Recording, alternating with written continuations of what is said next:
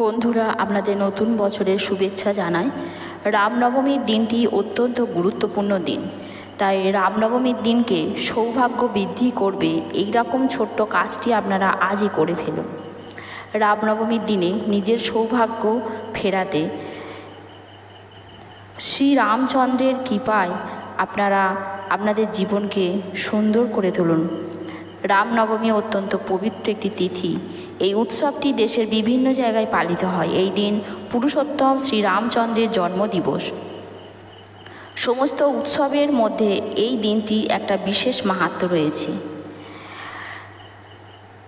এই দিন পুরুষোত্তম শ্রীরামচন্দ্রের জন্মদিবস, সেই জন্য এই দিনের এত মাহাত্ম্য। সেই তিথি অনুযায়ী যদি কিছু নিয়ম আচার পালন করা যায় তাহলে জীবনে সুখ সমৃদ্ধি বৃদ্ধি পায়। ঠিক তেমনই রামনবমীর এই বিশেষ তিথিতে যদি কিছু টোটকা করা হয় আপনারা অত্যন্ত উপকার পাবেন।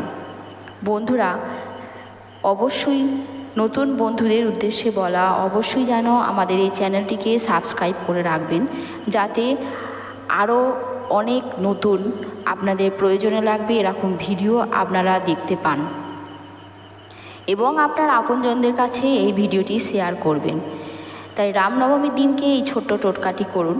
এই দিনকে রাম, সীতা এবং হনুমানজিকে একসঙ্গে রয়েছে এমন একটি ছবি বা মূর্তি আপনার গৃহে স্থাপন করুন। তাতে কমলা রঙের সিঁদুর বা কমলা রঙের ওড়না অর্পণ করুন। যদি বাড়িতে সম্ভব না হয় কোনো মন্দিরে গিয়েও আপনি এই কাজটি করতে পারেন। এই দিনকে কমলা রঙের সিঁদুর দান করুন। কমলা রঙের সিঁদুর দান করবেন, লাল রঙের সিঁদুর কিন্তু নয়। কয়েকটি কলাইয়ের ডালের সঙ্গে অল্প দই এবং সিঁদুর মাখিয়ে নিন। তারপর সেগুলো অশ্বত্থ গাছের গোড়ায় সন্ধেবেলায় চুপচাপ রেখে আসুন। রাখার পর পিছন ফুরে আর দেখবেন না। এই রামনবমীর দিনে 9 জন কুমারীকে নিজের বাড়িতে বসে কিছু খাবার খাওয়ান। খাওয়ানোর সময় তাদের পছন্দ মতো কিছু জিনিস তাদেরকে দান করুন। রামনবমীর দিনকে একটি পেতলের থালায় মাটির 9টি গাওয়া ঘিয়ের প্রদীপ জ্বালুন, জেলে আপনার ঘরের মধ্যে রাখুন। যতক্ষণ না পর্যন্ত প্রদীপগুলো নিজে থেকে নিভে না যায় ততক্ষণ ওদেরকে জ্বলতে দিন। আপনার বাড়িতে ধন সম্পদ বৃদ্ধি পাবে, সমস্ত বিপদ কেটে যাবে, সংসারের নেগেটিভিটি দূর হবে। এই রামনবমীর দিনে লাল কাপড়ে 11টি কড়ি কালো সুতো দিয়ে বেঁধে আপনার আলমারিতে রেখে দিন।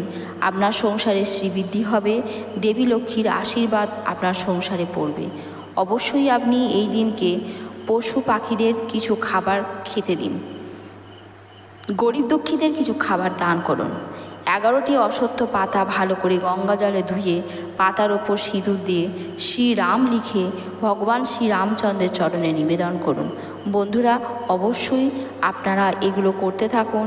আপনাদের সমস্ত কিছুর জন্য অত্যন্ত শুভ হবে। আমাদের চ্যানেলটিকে অবশ্যই সাবস্ক্রাইব করবেন, লাইক, শেয়ার, কমেন্ট